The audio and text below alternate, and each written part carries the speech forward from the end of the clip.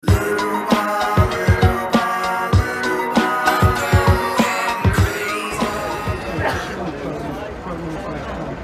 Eubank Jr., very good afternoon to you. Sportsman.com, ahead of your IBO world title defence against Arthur Abraham. Let's start by talking about that fight. Just give us a quick rundown of how you see proceedings going on Saturday night. Complete domination. That's how I see the fight panning out. I'm not going in there to Mayweather Mcgregor one, to dance around and be careful. I'm going in there to destroy. This man is a come-forward fighter. He only knows how to come forward. He doesn't have much of a defense. He has a great offense, but I have, I'm very good at not getting hit. So I believe it's going to be a very, very entertaining fight to watch. I asked him the similar question yesterday. I'm going to ask you to it now. Does it go 12 rounds, the fight? Do you see it going 12 rounds? He's never been stopped before, so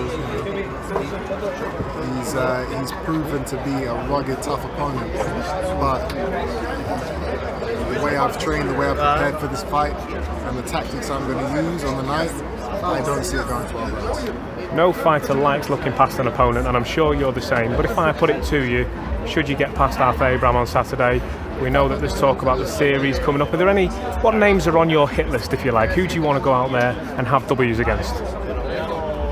When I dispatch of Arthur Abraham, the series will put me in a position to fight for a world title in the form of George Groves. He has, it's WBC. WBO, I think. WBO, okay.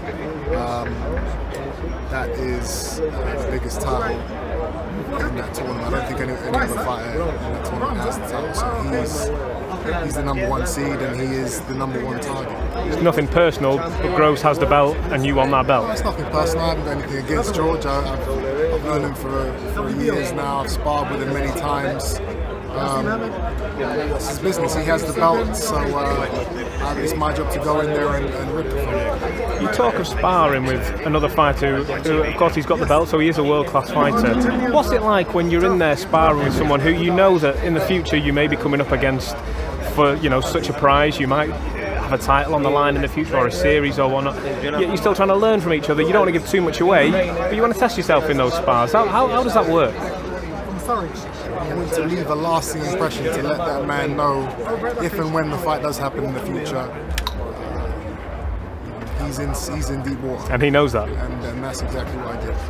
I want to talk about briefly, I heard you mentioning it a moment ago, Mcgregor Mayweather, just because it's the hub of boxing and talk at the minute, everyone seems to have an opinion on it. What's your thoughts on the fight? Some people saying it's good for the sport, some people saying it's not so great for the sport.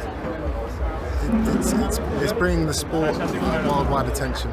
So it's great for the sport. He's always done everything he needs to do, and now he is in a position to where he can just fight for money, and that's the biggest fight out there for him in terms of money. So, fair play to him. You can't argue. Would you ever take up such a challenge if an MMA or a UFC fighter was to call your name out? If I'm getting paid 100 million, sure, why not?